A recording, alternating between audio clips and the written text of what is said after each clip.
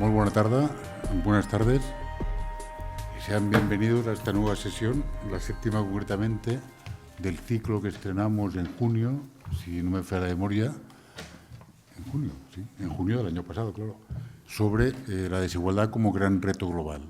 Como ustedes recordarán, ustedes saben seguro, porque varios de ustedes son repetidores, en Fundación Catalunya Europa, Generalitat de Catalunya, Universitat de la Caixa y Club de Roma, juntamos esfuerzos, luego se nos ha añadido algún socio adicional, como la Diputación el área metropolitana y el Ayuntamiento de Barcelona, para trabajar un tema que, como su mismo nombre indica, objetivamente es un reto universal y que afecta desigualmente a los diferentes países. También la desigualdad tiene sus propias desigualdades, pero que en mayor o menor medida hay que afrontar, o creemos que conviene afrontar, en buena parte del mundo occidental. Bien, dentro de este ciclo, hoy tenemos la satisfacción y personalmente el orgullo, el placer o el contento de tener a Manuel Castells como ponente. Manuel Castells, y perdonar que sea un poco impúdico, pero una de las cosas que le agradezco a Manuel Castells es que permitió identificar a la sociedad americana que en España había sociólogos. No que lo diga de esta manera tan simple, pero bueno, en una sociedad que a veces es etnocéntrica como la americana, descubrieron que en la periferia de Europa pues, había personas que investigaban y que hacían aportaciones interesantes, y en su trilogía, por la que creo que fue consagrado, me parece como uno de los grandes especialistas a nivel universal sobre la era de la información, economía, sociedad y cultura, ha sido traducida a 21 idiomas, que es inusual dentro de la Academia Española. Bueno, entonces, dicho esto, me toca presentar al ponente y como soy muy disciplinado, pues lo haré, y lo haré efectivamente de manera disciplinada, no sin confesarles cierta vergüenza, porque que yo presente a Manuel Castells es una impertinencia, pero por eso igual. Como hay confianza y Manuel me lo excusa, pues lo haremos. Es catedrático de Sociología de la Universidad Oberta de Cataluña y simultáneamente catedrático emérito de Sociología y Planificación Urbana en Berkeley y miembro del St. John's College de la Universidad de Cambridge. Académico de diferentes academias, la Academia Española, la Real Academia Española de Ciencias Económicas, la Academia de Ciencias Políticas y Sociales de Estados Unidos, la Academia Europea, la Academia Británica, la Academia Mexicana. O sea, ha sido reconocido, incorporado a diferentes academias de diferentes países del mundo, ha recibido más de 20 doctorados honoris causa de diferentes universidades del mundo, tanto a nivel doméstico, entre comillas, como a nivel internacional, las últimas en Cambridge y la Autónoma de Barcelona, y hasta el momento, creo, ha publicado 32 libros, y en los últimos meses no ha añadido ninguno al último, que Ruptura, la crisis de la democracia. Pero bueno, deberá estar al caer, porque otra cosa que agradezco y admiro y respeto mucho y valoro de Manuel Castells es su capacidad de trabajo y su persistencia en el trabajo. O sea, es una satisfacción tener el privilegio de poder disfrutar de su saber académico y tener además la certeza y la expectativa de que seguirá ilustrándonos, seguirá haciendo aportaciones útiles en los próximos tiempos. Bien, y sin más, con toda satisfacción, paso la palabra a Manuel Castells. Muchas gracias. Muchas gracias, querido Jaume, y gracias a la Fundación por vuestra invitación. Y quería, en primer lugar, expresar mi satisfacción por estar aquí con vosotros, en mi tierra, ver que Cataluña todavía existe, y bueno, estar aquí, y dispuesto a aportar lo que pueda. Tú me pediste, y lo voy a hacer, que hablara sobre un tema específico, de desigualdad y tecnología. Y creo que es un tema de envergadura, es un tema importante, porque vivimos desde hace algún tiempo ya en lo que yo considero la mayor revolución tecnológica de la historia, cuyo paradigma tecnológico se constituyó en los años 70, pero que continúa no solo evolucionando, sino acelerándose, y esa es la cuestión. De hecho, cuando se habla de nuevas tecnologías, la gente todavía piensa en Internet. No, Internet es una vieja tecnología. Se desplegó por primera vez en 1969. Lo que hay es que hay ahora otras, y siempre en la misma matriz, revolución tecnológica sobre la información y la comunicación, que, por tanto, en cierto modo, sería lo más importante, porque los procesos de información y comunicación son procesos definitorios de la especie humana. Y lo mismo que la revolución industrial transformó el proceso de producción, distribución y uso de la energía, que es el otro gran insumo de los humanos, esta revolución se ha centrado en información y la comunicación, incluyendo, como yo incluyo, la revolución que se está produciendo desde hace tiempo también ya en la ingeniería genética, que es simplemente el proceso de información de la materia viva.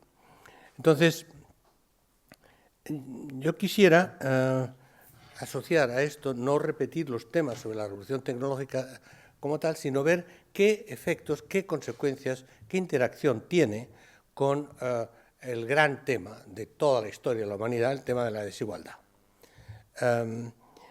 Bien, lo primero que quisiera decir, antes de entrar en materia, es que la tecnología en sí es un objeto de narrativas utópicas y distópicas, en que sobre todo en los medios de comunicación se trata a veces tanto como la solución a todos los problemas, como sobre todo el nuevo Frankenstein que destruye todo, que se nos va a apropiar, que ya no somos humanos. Bueno, resulta que no es ni uno ni otro, obviamente, y además resulta que sabemos exactamente qué es y cómo es, porque hay una cosa que se llama investigación científica, y que no es simplemente opinión. Hay más de 70 institutos de investigación académica en el mundo dedicados a Internet, en que sabemos exactamente, uno de ellos está en Barcelona, pero hay 69 más, y sabemos exactamente qué pasa, qué no pasa, qué ocurre. Lo que ocurre es que luego, como ustedes saben, las únicas noticias son las malas noticias. Entonces hay que contar cuentos de miedo que asusten a los niños y a la gente en general para que haya impacto en los procesos comunicativos. Pues bien, yo empezaría por recordar la ley formulada hace tiempo, solamente medio irónicamente, por Marvin Kranzberg, el gran historiador de la tecnología, en que formuló su llamada la ley de Kranzberg número 1, que dice así: la tecnología no es ni buena ni mala, pero tampoco es neutra. ¿Qué quiere decir? Pues eso. Quiere decir que es muy potente, que tiene efectos muy potentes, fundamentales en todo y en la vida de las personas, naturalmente, pero que sus efectos son indeterminados. ¿Y cómo se determinan? ¿Cómo se sabe lo que se determinan? Por investigación. Y eso es lo que voy a tratar de proporcionarles, lo que sabemos en términos de investigación, no de opinión, sobre la relación entre tecnología y desigualdad. Para no hacer una disertación excesivamente filosófica, que no es lo mío, con todo respeto a la filosofía, pero no es lo mío, trataré de centrarme en dos temas específicos de las tecnologías de información y comunicación. Uno, Internet y la desigualdad a partir y a través de Internet. Y otro, la relación, que es que de hecho alimenta los peores temores en estos momentos, entre tecnología y particularmente nuevas tecnologías de información y comunicación y trabajo y empleo. Son dos temas distintos, pero creo que entre los dos responden un poco a la sensibilidad social sobre el tema. En primer lugar, recordaré rápidamente que Internet y su necesaria plataforma, la comunicación inalámbrica, comunicación móvil, son las tecnologías de comunicación de más rápida difusión en la historia. Les apunto simplemente un par de datos. En 1996, la primera encuesta global sobre usuarios de Internet daba unos 40 millones en el mundo. En este momento son casi 5.000 millones. En 1991, la primera encuesta sobre difusión de comunicación móvil apuntaba en ese momento a tan solo 16 millones de abonados, es decir, de números de teléfono, no de teléfonos. En este momento son más de 7.000 millones en un planeta de 7.600 millones. O sea, que estamos todos comunicados si descontamos a los niños de menos de 3 años, aunque pronto tendrán también su número personal. Entonces, esto es lo primero que hay que saber. Para hablar de desigualdad hay que ver qué tipo de desigualdad. Pero no tener un teléfono móvil, perdón, todos lo tienen, de alguna manera u otra. En particular, en este momento no solo hay teléfonos móviles en todo el mundo, sino que el 60% de los adultos tienen lo que se llama un smartphone, es decir, un ordenador en un teléfono. Y la proyección de esto es que en el 2025 serán 80% de los adultos en el planeta. Por tanto, la idea de que la divisoria de Internet es los que tienen Internet y los que no tienen Internet es medieval. Y esto lo hemos ido siguiendo muy directamente en Cataluña también con los estudios que hice aquí hace tiempo.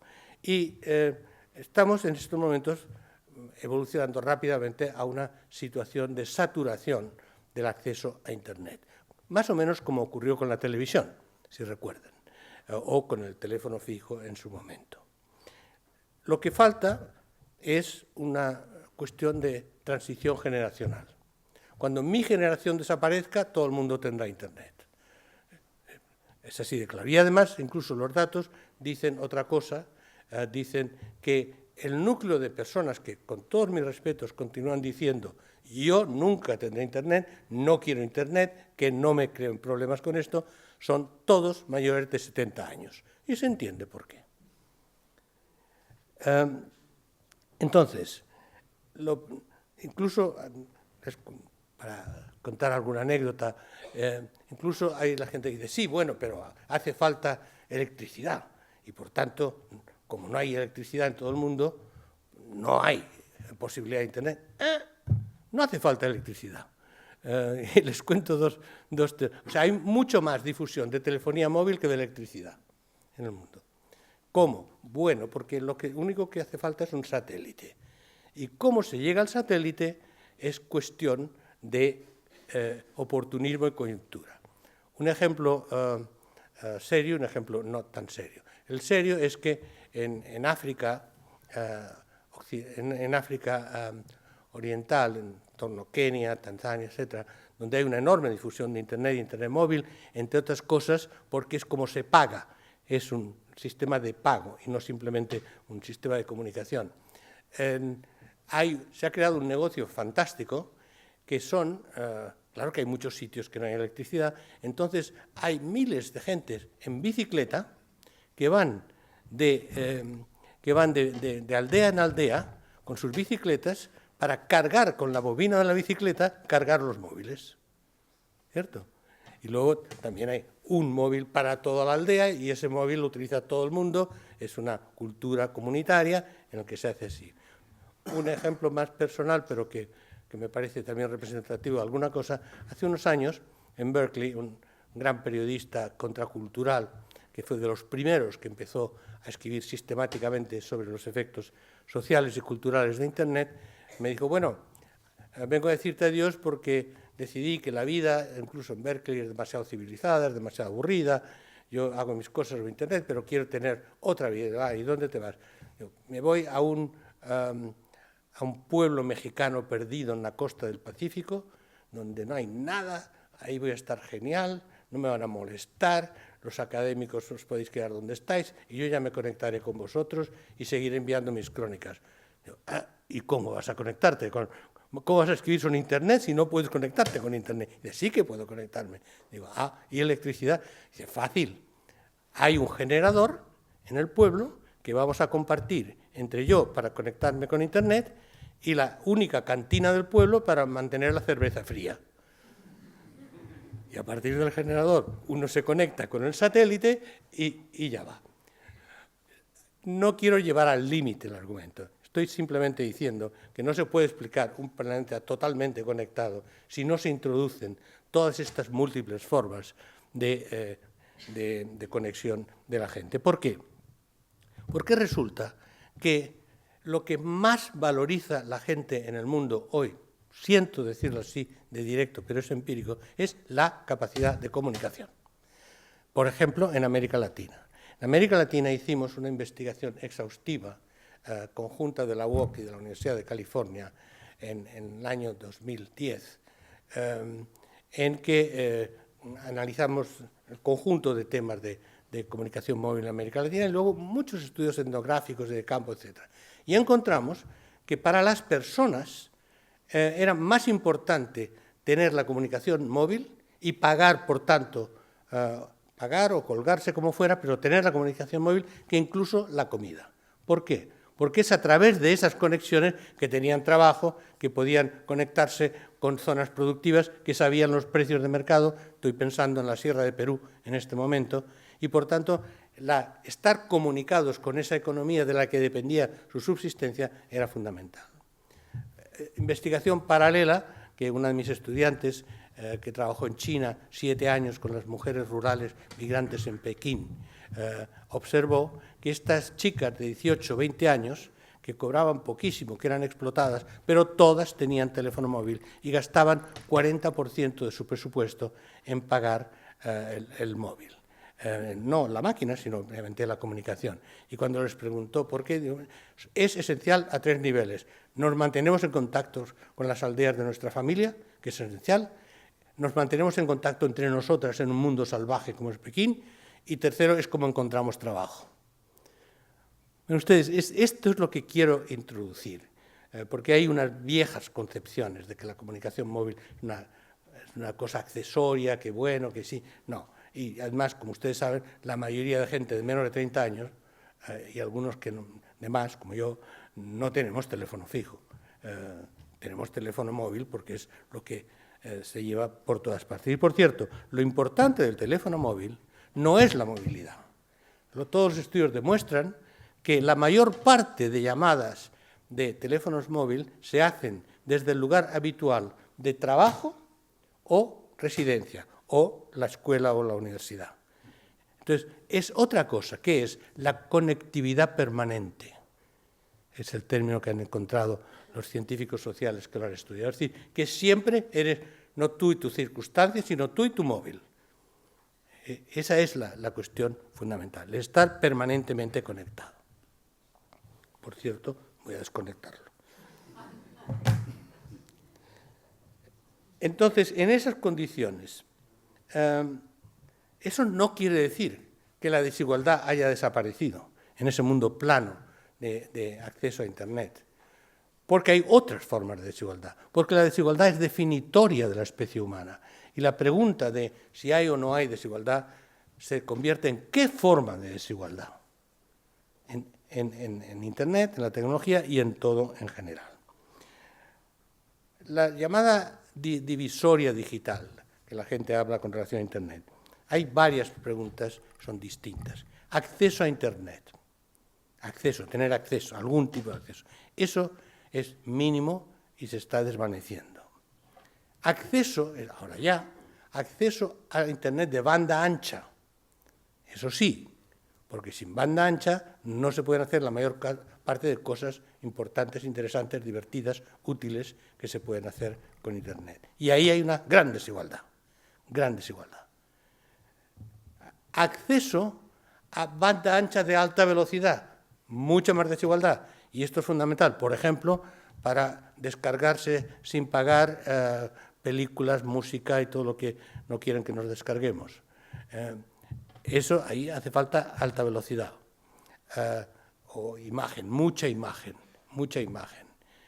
lo cual es importante hoy día, por ejemplo, políticamente, porque es cierto que el mundo es un mundo orwelliano y que todos nos vigilan, que estamos vigilados, pero resulta que también nos vigilamos a todos al mismo tiempo, porque cualquier persona con un móvil en su bolsillo puede, en cualquier elemento que se encuentre, desde una carga de policía a un político haciendo lo que no debe, o a un financiero contándole un chisme a un amigo suyo, todo esto lo podemos grabar y subir a la red en 10 segundos y ahí cambia todo.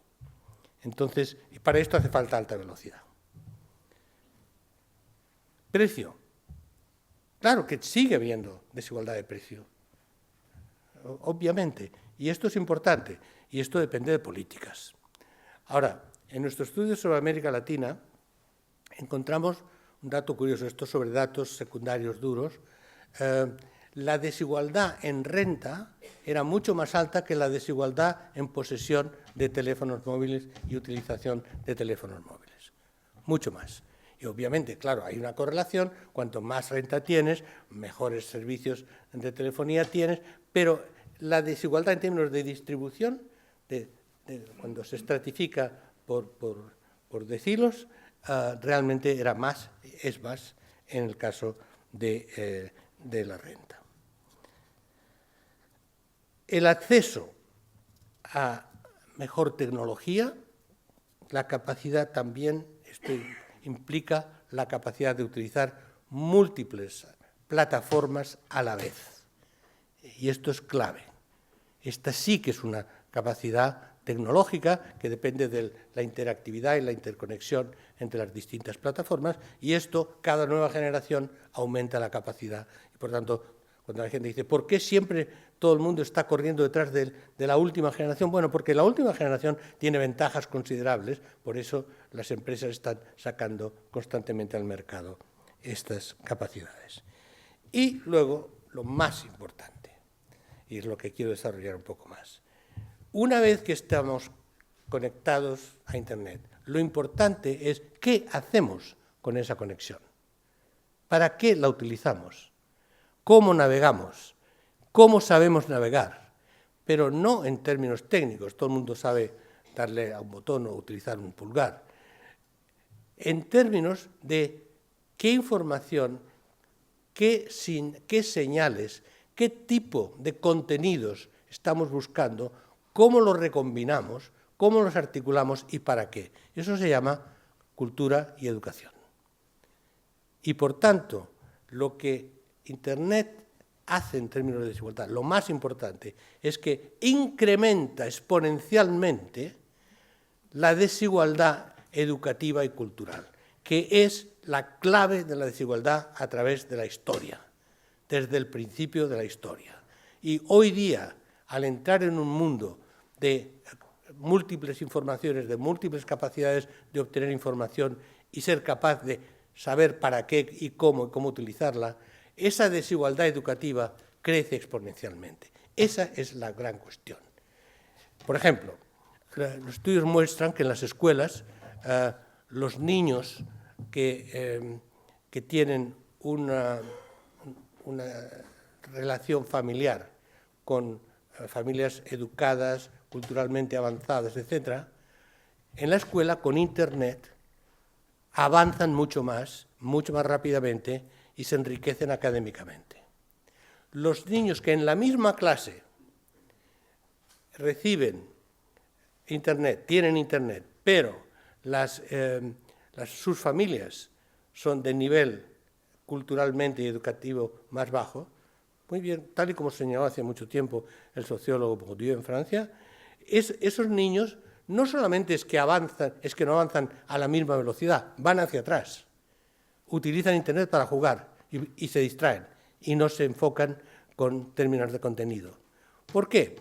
Porque en relación con los otros niños pierden paso rápidamente y, como todo el mundo sabe, los maestros, los profesores, que son la clave de cualquier sistema educativo, los maestros se interesan siempre por los niños listos, no por los niños que tienen más problemas, excepto que sean maestros especialmente dedicados con vocación para ayudar a los niños rezagados, pero la mayor parte de los maestros lo que les divierte es el chico y la chica listos de la clase, porque ahí se puede incluso empezar a hablar, ver cómo se desarrollan, y a esto les ayudan a encontrar más las cosas en Internet, los niños les enseñan a ellos, mientras que los otros se quedan descolgados y van haciendo sus juegos.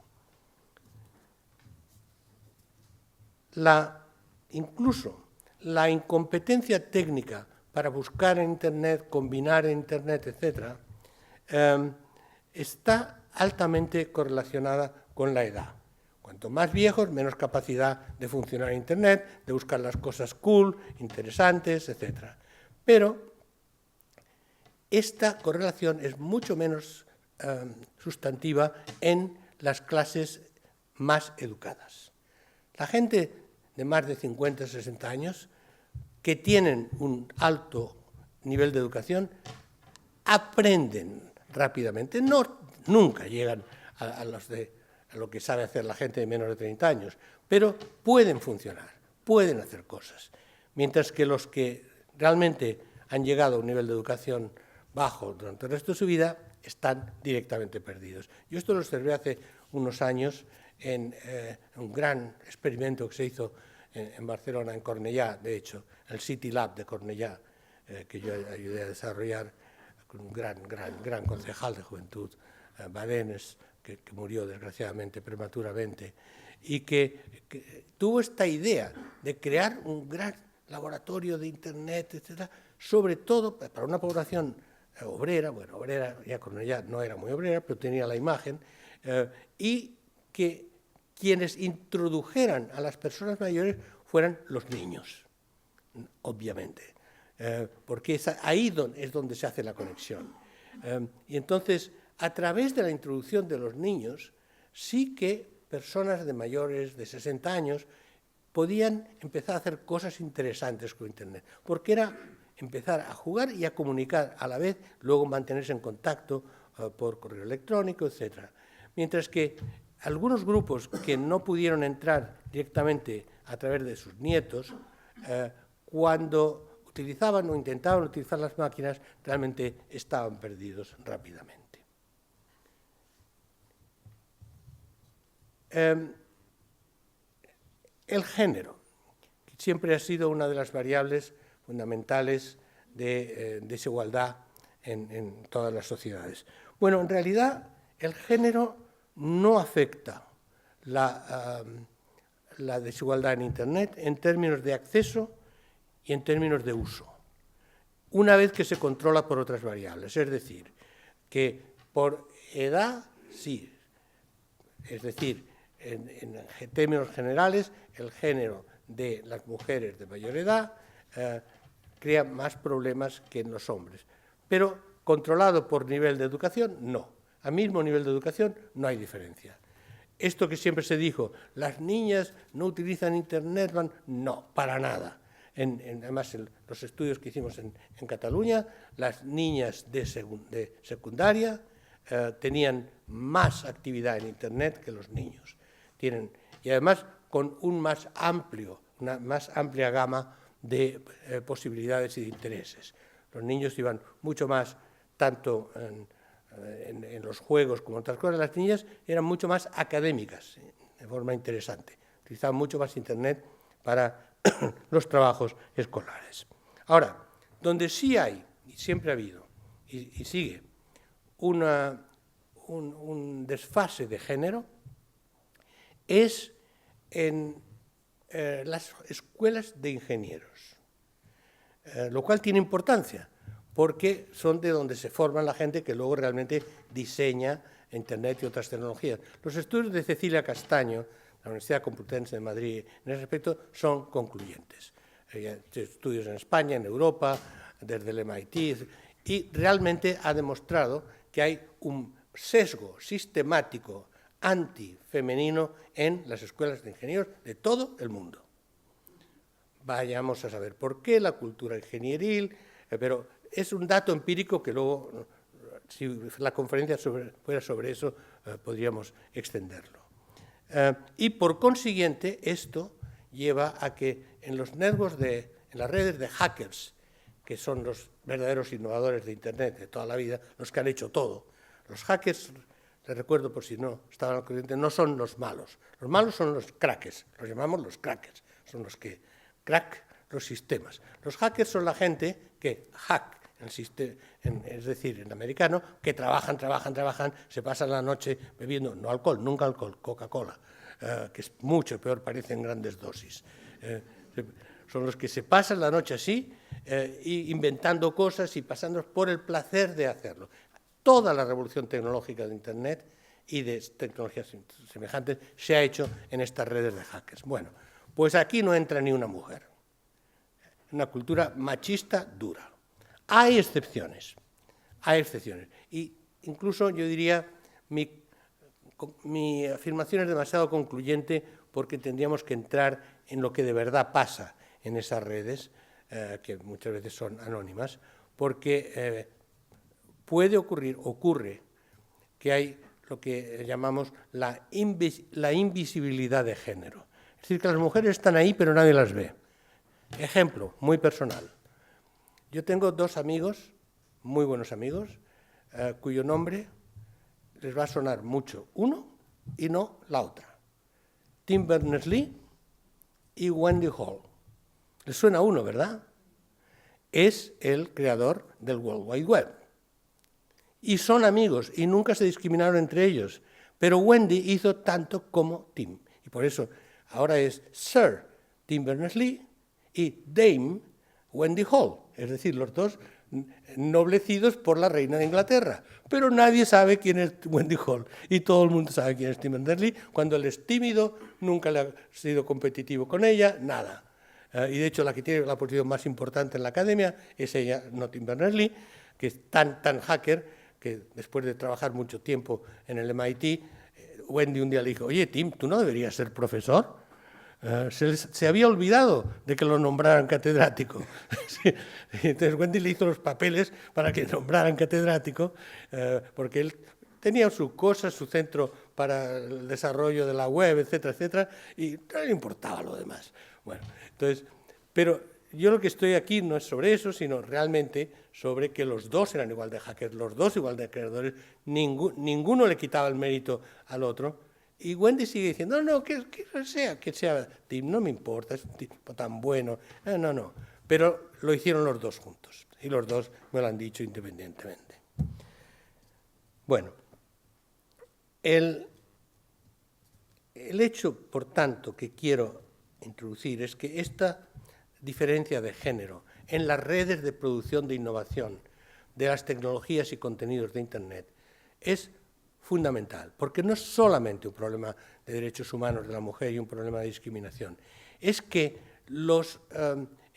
Internet lo han hecho en términos de tecnología, en términos de contenidos, los usuarios de Internet son los productores de Internet. Eso es lo que nos dice toda la historia de Internet.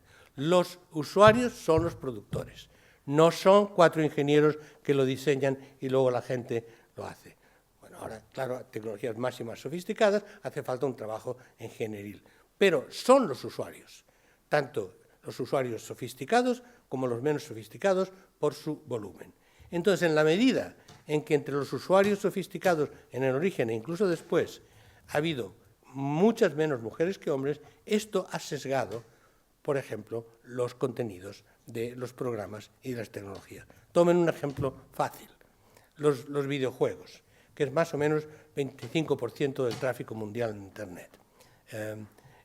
Bueno, los videojuegos, no sé si habrán visto, son todos de guerra cruel, todos. No digo que las mujeres sean necesariamente menos capaces de diseñar guerras crueles, incluso de hacerlas. Eso forma parte de las reivindicaciones de las mujeres, que pueden matar igual, no vaya a ser que la gente piense otra cosa.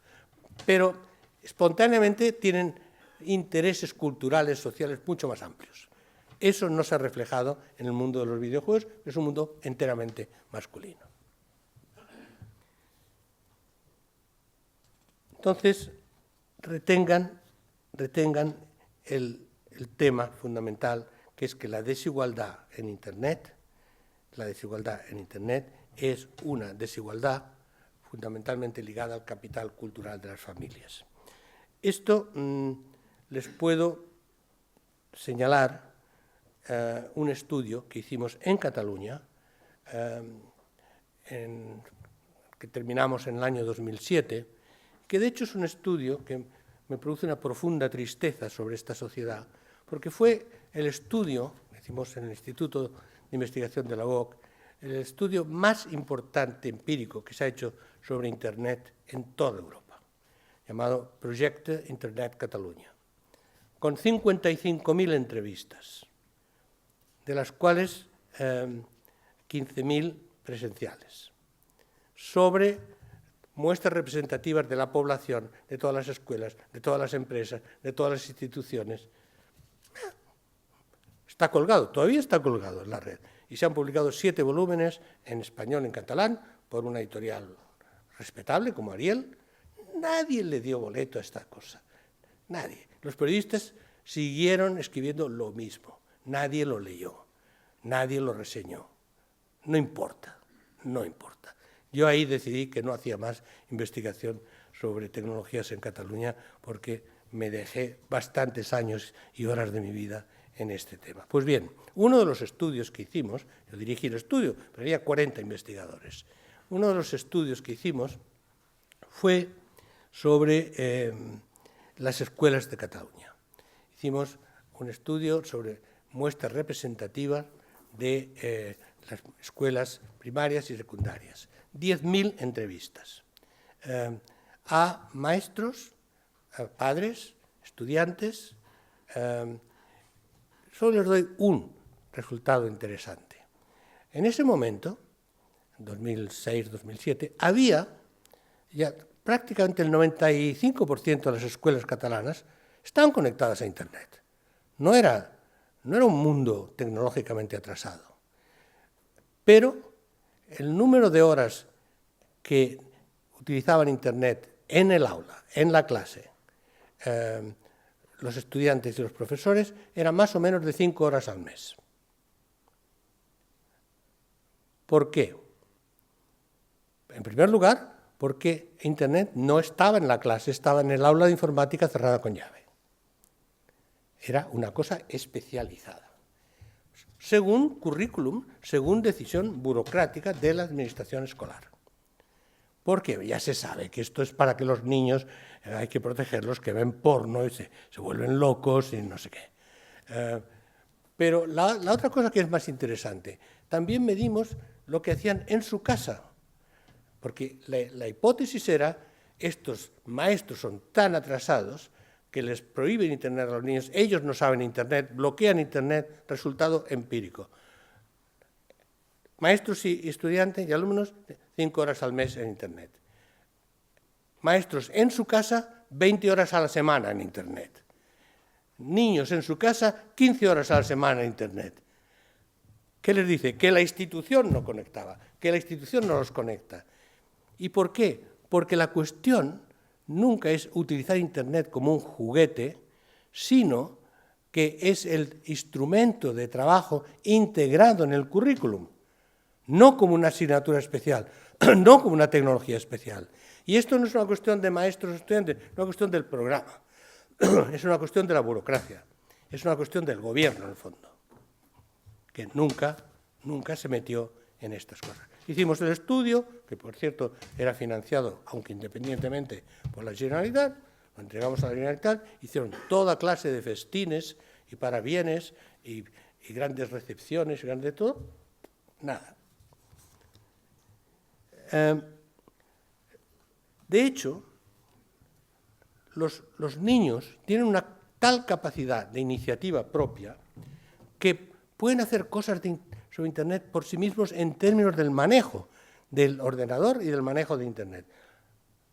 Por ejemplo, el famoso experimento de Sugata Mitre en Nueva Delhi, en que un pedagogo indio de la escuela más o menos de Paulo Freire, que fue a uno de los peores barrios de chabolas de New Delhi, no entró en el barrio, es difícil, entonces hizo un agujero y colocó un ordenador portátil y lo dejó ahí. Entonces los niños llegaron, lo desmontaron, lo volvieron a montar, empezaron a programar, niños entre 7 y 10 años, y luego buscaron formas de conectarlo a Internet y desarrollaron su propio laboratorio informático. Es el famoso experimento de Sugata Mitra. Es decir, hay una capacidad innata en que, como siempre todos los seres humanos, la curiosidad lleva una serie de cosas en este sentido. Entonces, pero fíjese que este tipo de cosas determinó una serie de programas y de utopías, la más famosa de las cuales fue la que desarrolló mi colega Negroponte en el MIT, que dijo, bueno, el desarrollo de la educación en el mundo es muy fácil. Vamos a construir un laptop barato, $100, al final fueron 400, pero bueno, $100, y este laptop se lo vamos, por un programa de ayuda internacional, vamos a poner en cada escuela de América Latina, empezando por América Latina, en el pupitre de cada estudiante, algo que también a algunos se les ocurrió en Cataluña. Pero fíjense, se les olvidó que tenía que estar conectado a Internet, porque eso iba por otro lado. En todo caso, hubo cientos de miles de laptops colocados a un precio astronómico, porque Negroponte era un hombre de muy buena voluntad, que quiso siempre decir, bueno, la empresa va a producirlos a mitad de costo, pero entonces asociaciones, fundaciones, etcétera, van a comprarlos y los van a regalar a las escuelas o a los gobiernos tienen que pagar. Se convirtió en un gran mercado y fue un absoluto fracaso. Ahora, el problema no es que los laptops fueran no necesarios y que así no se hace la educación. No. Hubo un programa de uno de los sistemas de educación más interesantes en América Latina, el sistema de Uruguay, que crearon un centro llamado CIEVAL, en el que lo que hicieron es, de acuerdo, vamos a tomar el programa del laptop, vamos a conectar por Internet y vamos a tener a los profesores, a los maestros, trabajando con los niños en orientar búsquedas, contenidos, interacción, y eso fue un gran éxito. Entonces, claro que la tecnología per se no, pero la conexión entre nueva pedagogía y nueva tecnología es lo que produjo resultados interesantes. Sobre todo, basándose en algo que contradice también la visión estándar de los medios de comunicación sobre estas cosas. Dicen, los niños y los estudiantes en general no deben utilizar los ordenadores en la clase porque se distraen. ¿Por qué se distraen? Bueno, pues tú ves que miran otras cosas, tú ves que de hecho se pasan el tiempo haciendo su correo, entrando en su página de Facebook. ¿Saben qué? Es cierto.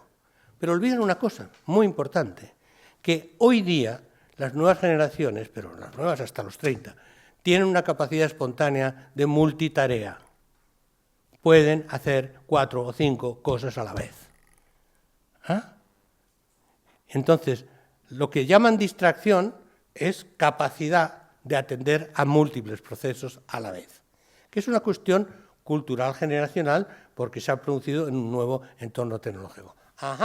Pero eso quiere decir que no prestan atención porque no son suficientemente enfocados. Por tanto, por ejemplo, no van a ser capaces de aprender.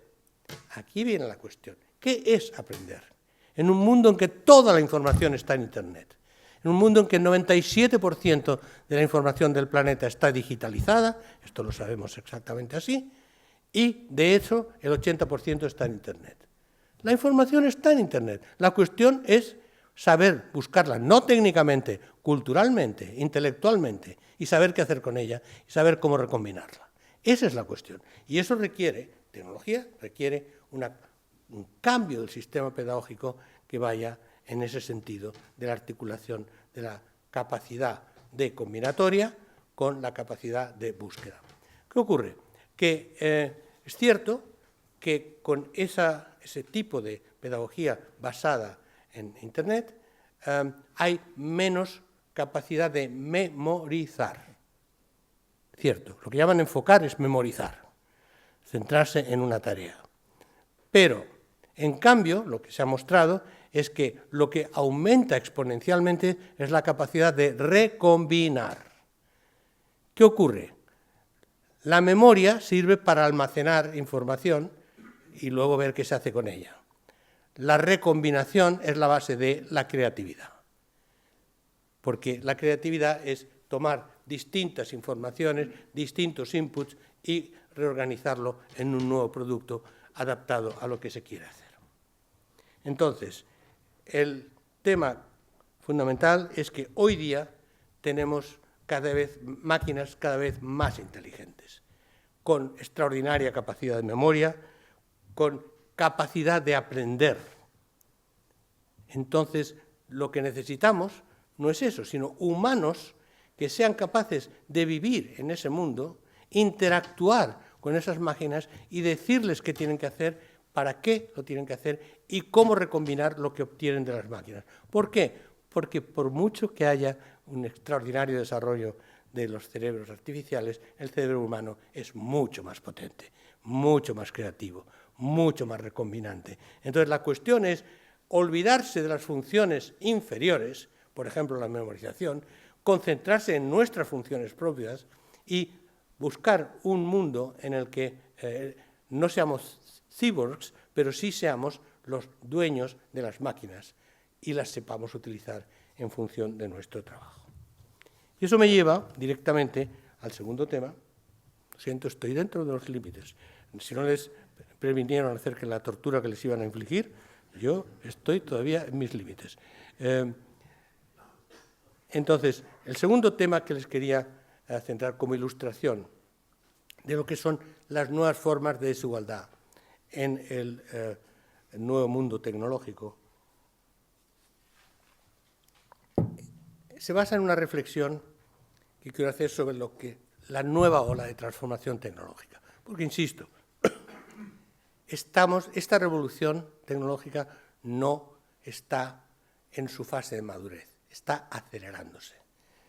Una de mis estudiantes acaba de terminar su tesis doctoral sobre Silicon Valley en el siglo XXI, en que muestra que ha dado un salto todavía más allá de todo lo que ya era Silicon Valley. Y sigue siendo el centro mundial de innovación tecnológica. Pues bien, hay algo clave, que es cierto que, aunque esto sea un tema popular y de ciencia ficción, pero es cierto que hay un salto cualitativo, es la inteligencia artificial. La llamada inteligencia artificial, que es simplemente la capacidad de máquinas de funcionar con procesos cognitivos, con procesos de memoria, con procesos de aprendizaje, con procesos de toma de decisiones. Y es cierto que esta inteligencia artificial ha dado un salto cualitativo por la combinación de tres cosas.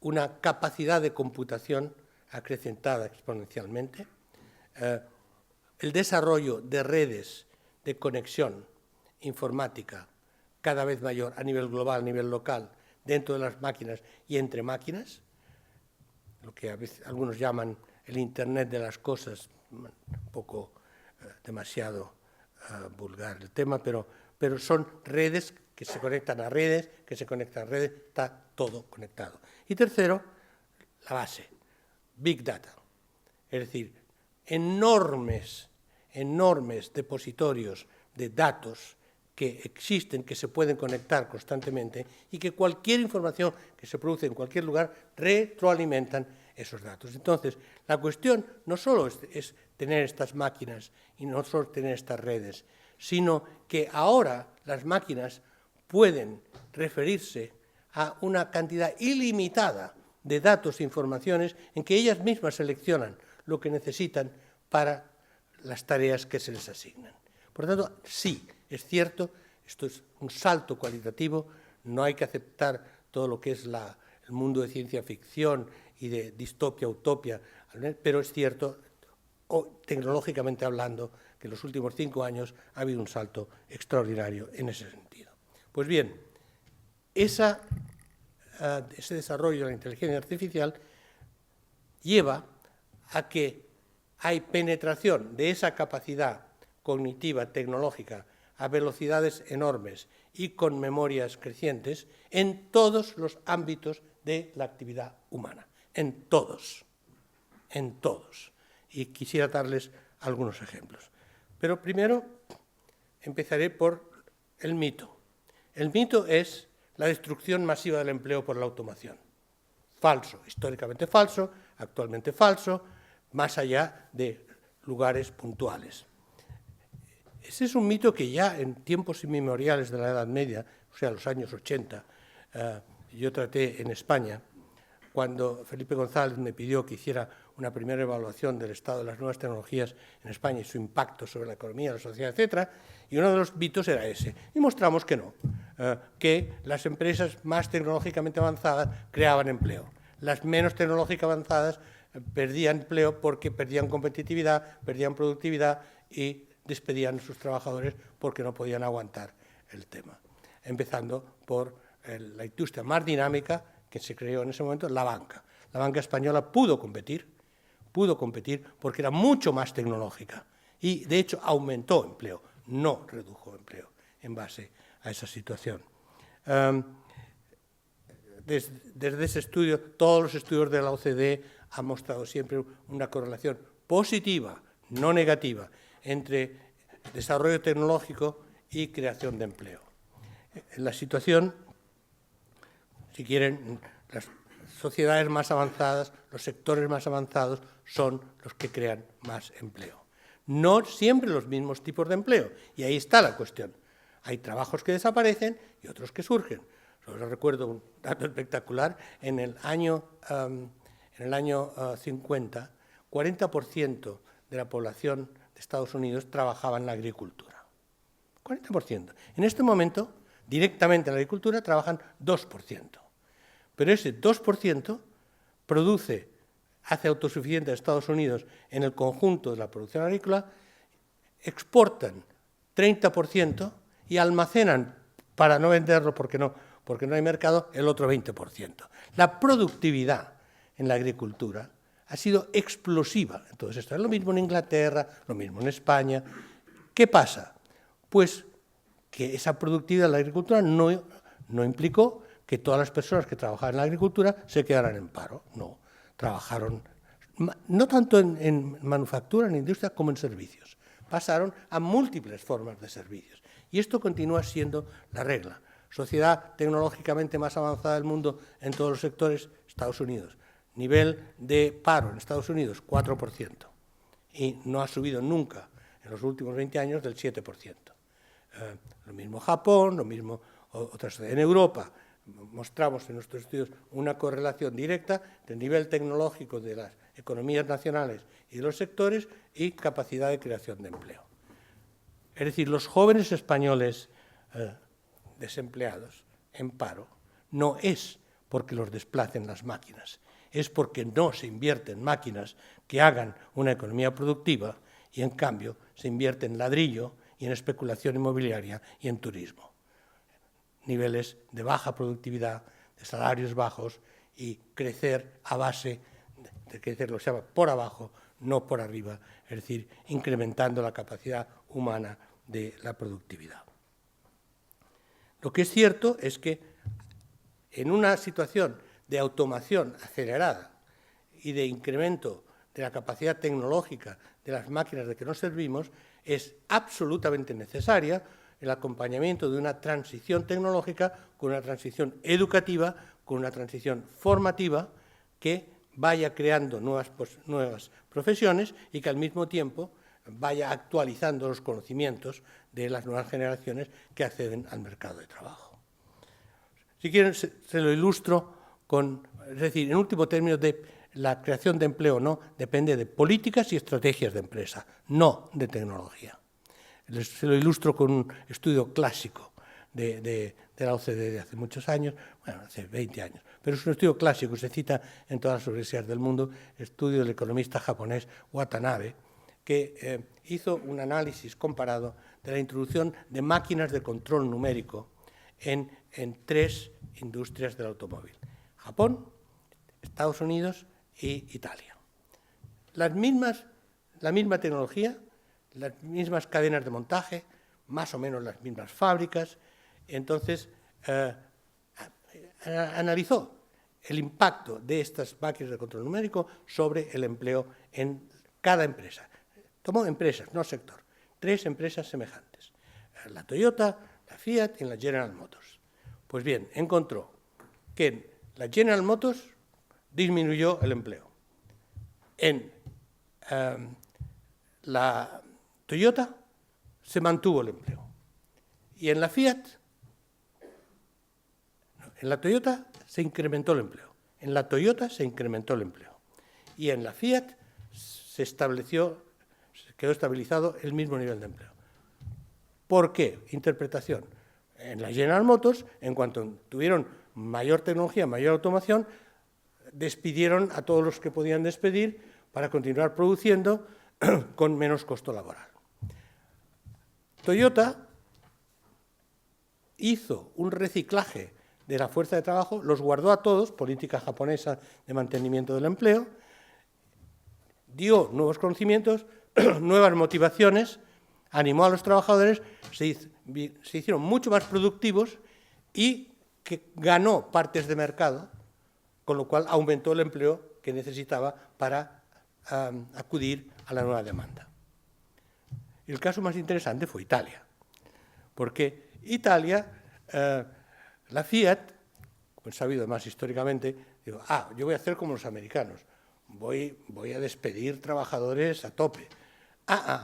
No con los sindicatos italianos. Entonces, los sindicatos, ni hablar, no hacemos, no, usted no nos va a despedir, va a haber un problema si hace esto, boicoteamos, todo lo que sea. Dice, bueno, entonces, ¿qué? Entonces, ¿qué vamos a hacer? Dice, usted hace lo que quiera, nosotros nos quedamos aquí. Entonces, Fiat desarrolló una serie de sistemas tecnológicos al lado de las cadenas de montaje antiguas, y en las cadenas de montaje antiguas los trabajadores se pasaban el tiempo jugando a cartas. Es decir, no había despidos, tampoco había incremento de productividad, por tanto, el empleo se mantenía estable. Bueno, esto es para ilustrar el hecho de que políticas y estrategias de empresa son lo que es esencial. Ahora bien, la cuestión es que el incremento de productividad que permite entonces generar nueva capacidad productiva y nuevo empleo y nueva demanda y nueva oferta, ese incremento de productividad no puede ser solo por tecnología. ¿Por qué? Como todos los economistas saben, es esencial la combinación, una reorganización de la gestión de la empresa, reorganización de la estructura productiva y de la tecnología a la vez. Y esto es lo que realmente permitió un salto adelante de productividad en algunas empresas, sectores y países y no en otros.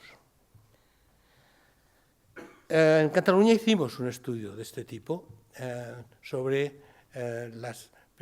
una muestra de 2.000 pymes, representativa de todas las pymes de Cataluña, en el sector industrial, y lo que encontramos fue que en la mayor parte de los casos había habido introducción de tecnología con muy poco impacto sobre la productividad. Pero un pequeño grupo hubo introducción de tecnología, en particular de tecnología automatizada, junto con una reorganización del trabajo en la empresa y de las redes de comercialización y de insumos en la empresa. Ese pequeño grupo hizo un salto de productividad espectacular que las convirtió de pymes en empresas medianas al cabo de unos años. Todo esto está publicado, por eso no me detengo demasiado. Entonces, acabo con la ilustración de algunas de nuevos desarrollos en los últimos años ligados a la expansión de la inteligencia artificial y qué repercusiones tienen sobre el proceso que mencionaba de desigualdad social. Tomemos una serie de ejemplos. Una de las grandes innovaciones de la inteligencia artificial, el automóvil autoconducido, el automóvil autónomo, que ya es una realidad, que funciona, alguna vez mata a alguna persona, pero bueno, en lo esencial funciona bien, mata menos que los conductores, no se emborracha, cosa que es lo fundamental. Bueno, entonces, en base a esto se está construyendo toda una industria. Y estoy hablando, obviamente, de Uber, por ejemplo, una de las mayores empresas del mundo ahora en términos de capitalización. Bueno, la uberización del transporte es el fin de los taxistas. No hay cuestión. Cuando los taxistas hacen como los tejedores de Lyon en el siglo XIX y tratan de quemar las máquinas o de quemar los coches, etc., desde su punto de vista tienen razón. Se acabaron los taxistas. Por ejemplo, en Los Ángeles, donde ya está plenamente implantado, para mis estudiantes es maravilloso Uber. Es maravilloso, porque en una ciudad que solo se funciona en coche, totalmente insegura, pueden ir de cualquier parte a cualquier parte, llamando no, de hecho no llaman, o sea, van con su teléfono a Internet, marcan, tienen su cuenta en Uber, pues lo digo para quienes no estén acostumbrados de este sistema, que también existe en España clandestinamente, entonces localizan y en máximo 5 minutos hay un coche allí para llevarles a donde quieran. Y no tienen ni que pagar porque está todo ya automatizado en su cuenta, etcétera, etcétera. Bueno, es claro, inmediatamente aquí ya les señalo una desigualdad. Tienen que tener crédito. No mucho crédito, pero tienen que haber depositado una tarjeta de crédito con una reserva de dinero para poder funcionar así. Entonces, aquí, ¿qué hay? ¿Qué estamos viendo? Impacto sobre los taxistas, desaparecen. En Los Ángeles casi ya no hay. Pero sí hay algo. ¿Qué es lo que hay? La gente que no tiene dinero tiene que seguir tomando taxi en casos extremos, pero es carísimo. Entonces, como siempre, los pobres son los que pagan más, porque tienen que tomar taxis, porque son los únicos que aceptan dinero con tanta insonante. Entonces, si tú tienes crédito, tienes sofisticación, sabes manejar Internet en tu teléfono, puedes tener Uber y en medio de la noche tienes lo que quieras. Si tú no tienes cultura, no tienes tecnología, no tienes dinero, pagas muchísimo más para tener un cacharro de taxi que viene cuando viene y si viene. En las nuevas formas de desigualdad. Segundo acto de esta tendencia. Bueno, es obvio que una vez que uberizan a los taxistas, ya está previsto que ubericen a los conductores de Uber. ¿Por qué? Porque finalmente los coches de Uber serán conducidos automáticamente. ¿Por qué? Porque Uber es la principal empresa tecnológica que está experimentando con esta tecnología. ¿Y cómo lo hizo Uber? Muy sencillo. ¿Quién tenía la tecnología de este tipo? Google. Uber simplemente le robó a Google el departamento entero de ingenieros de navegación automática, pagándoles 3 veces más, y se los llevó. Y Google está todavía intentando ver si le hace un proceso o no le hace un proceso, pero en base a eso Uber se montó en una historia. Entonces, como también los conductores de Uber empezaron a hacer medio huelgas, protestas, etcétera, los van a uberizar. Y por tanto, no habrá ya más conductores y serán los coches automáticamente pilotados. ¿Podemos protestar? Sí, pero cuando protestemos ya no habrá ni conductores de Uber, ni taxistas, ni nada más que los coches de navegación. Entonces, nos la tendremos que jugar en ese aspecto. Pero eso ha creado una enorme cantidad de empleos en todo lo demás, en todos los sistemas automatizados, en todos los ingenieros, en todos los servicios por Internet que permiten localizar en cualquier momento a las personas, etc. No me extiendo. Dejo ese ejemplo. Segundo ejemplo de transformación por la inteligencia artificial. la invasión total del espacio de comunicación por robots. En este momento en las redes sociales empieza a haber un porcentaje, más o menos, no sabemos todavía, pero entre el 10 y el 20% seguro de robots que interactúan, no son los usuarios, son robots. Y esto, obviamente, como ustedes saben, tiene una enorme importancia en las campañas políticas. Cuando la gente dice, no, fueron los rusos. Bueno, los rusos lo que hicieron fue programar robots. Fueron los robots los que intervinieron en la campaña electoral americana, amplificando ciertas noticias, disminuyendo otras y permitiendo una transformación de la voluntad popular. También sigue la regla universal. El hecho de que haya estas campañas, el hecho de que haya tantos robots, está llevando a la creación de empleos e industrias para tratar de controlar a los robots. Ejemplo, Barcelona. Facebook acaba de anunciar la creación de su centro de detección de fake news y de control de robots a través de empleo altamente cualificado, varios cientos de momento, que por alguna razón los quieren poner en Barcelona. Esto todavía no sé por qué, pero bueno, en todo caso, lo que sí dicen es que hay ingenieros de alta calidad, informáticos de alta calidad y que no tienen trabajo. Y esto es un punto importante. La Comisión Europea ha creado, por alguna vez hacen alguna cosa, ha creado un programa dirigido por la comisionada María Gabriel para crear una serie de iniciativas de la Comisión Europea de control de las llamadas fake news, porque esto empieza a ser un problema social grave. Bueno, esto genera toda una serie posible de industrias, de controles, de servicios, etcétera, etcétera. Tercer ejemplo. Me quedan 5 minutos. Tercer ejemplo. Lo más importante de la vida en la especie humana. ¿Qué es lo más importante? La sexualidad, naturalmente. Para empezar, es lo que permite la reproducción de la especie humana. Y además es en lo que todo el mundo piensa todo el tiempo. Bueno, pues esto también está siendo transformado profundamente por la inteligencia artificial. Mire, esto, La Vanguardia, que es muy buen periódico, publicó un reportaje antes que ningún otro medio internacional sobre la empresa Avis, que está en San Diego y que hace ya un año que ha empezado a producir en serie muñecas y muñecos, cuidado, aquí los dos,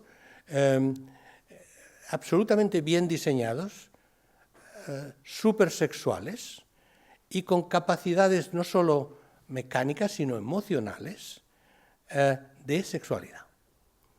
Entonces, con tres modelos. El modelo estándar tiene capacidades mecánicas y algunas palabritas cariñosas, pero no mucho más. Pero este, $4.000. Pero el segundo nivel ya tiene capacidades emocionales interesantes. Puede tener una conversación tipo película francesa de los años 60, una cosa así. Entonces, este ya vale 10.000. Y luego hay el supermodelo, pero que ya lo pueden producir. No cobro comisión, que es el diseñado custom, el diseñado a petición del cliente. Esto vale $50.000, pero ahí puedes tener todas las perversiones que quieras, todas las habilidades que quieras y todas las conversaciones y todos los temas que quieras. Bueno, ¿esto qué está haciendo?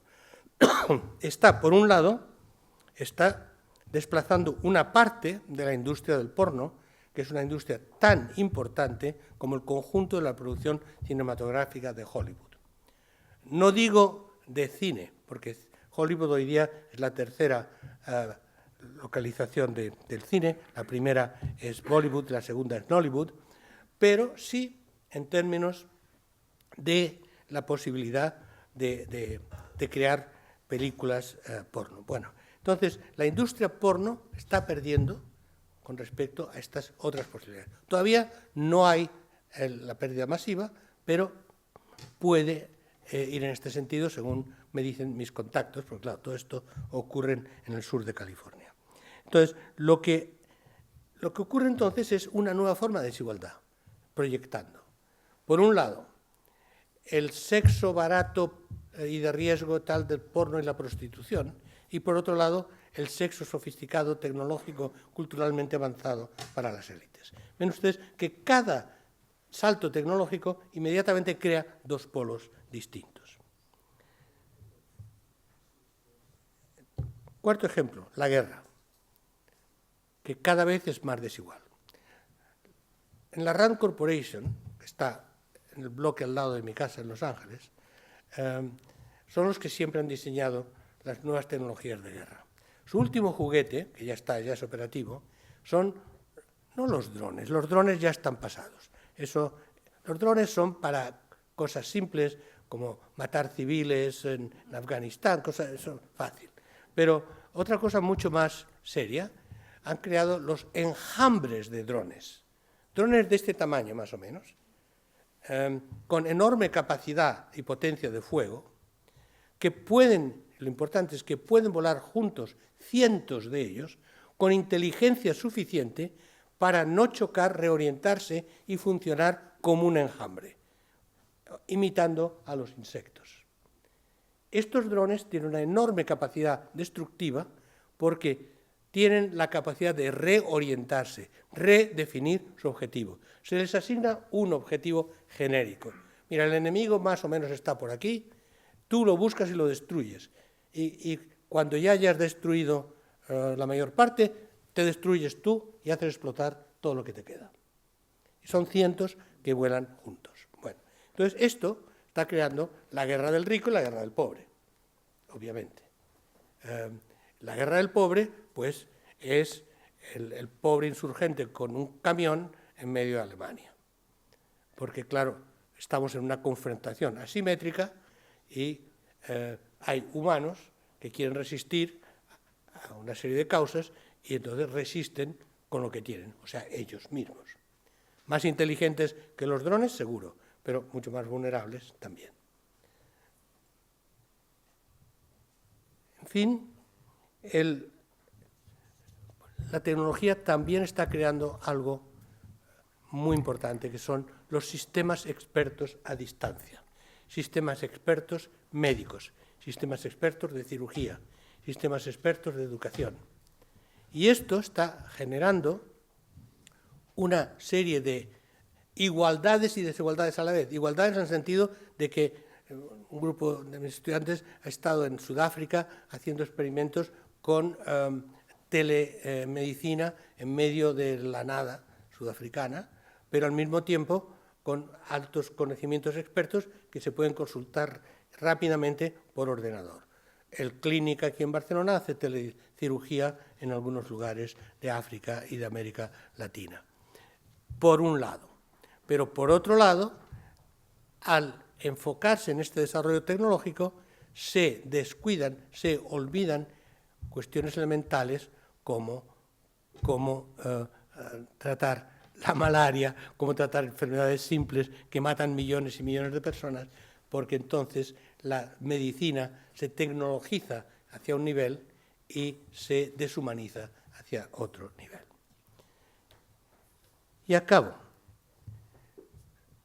La desigualdad más importante con respecto al trabajo de toda la transformación tecnológica se puede resumir en lo siguiente.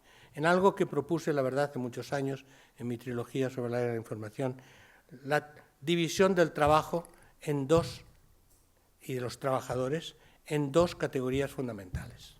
Lo que yo llamo los trabajadores autoprogramados o autoprogramables, es decir, nosotros, aquellas personas con la capacidad cultural, mental, intelectual instalada, que podemos redefinirnos, que podemos redefinir nuestros objetivos, que podemos buscar nuevas actividades, nuevas profesiones y resituarnos en el proceso de trabajo. Esto es lo que las empresas llaman talento. Talento. Aunque algunos son bastante cerriles, pero bueno, esto es el talento. Y el talento es lo que se paga. ¿Por qué? Porque la capacidad de autoprogramación, la capacidad de flexibilidad, de buscar, de hacer, etc., esta capacidad no se puede sustituir por nada más. Tiene que ser un humano. Y junto a eso hay los trabajadores que yo llamo genéricos. Genéricos quiere decir que cualquiera puede hacer la tarea que se le asigna. Tareas subordinadas, tareas, bueno, tipo le tambo down de Charlotte, el dar al tornillo durante todo el día en la cadena de montaje, asignas esa tarea y no tienes que hacer nada más. Estos trabajadores genéricos pueden ser sustituidos por cualquier otro trabajador genérico, pueden ser relocalizados a otro país más barato, pueden ser robotizados cuando quieras y si se mantienen, mientras no molesten mucho y sean más baratos, se mantienen, y si no, no. Y esto es lo que hace que hoy día tengamos, es uno de los factores fundamentales por los que hoy día tengamos la desigualdad más alta de la historia.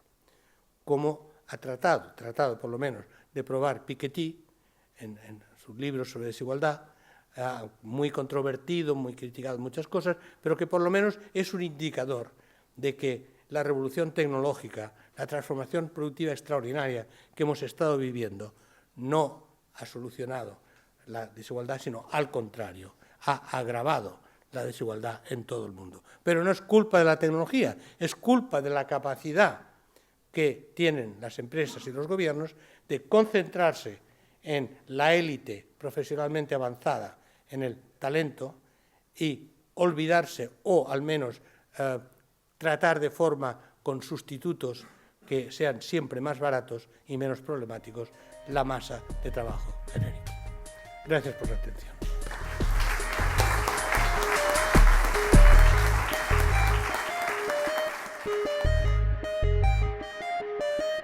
Obra social La Caixa, el alma de la Caixa.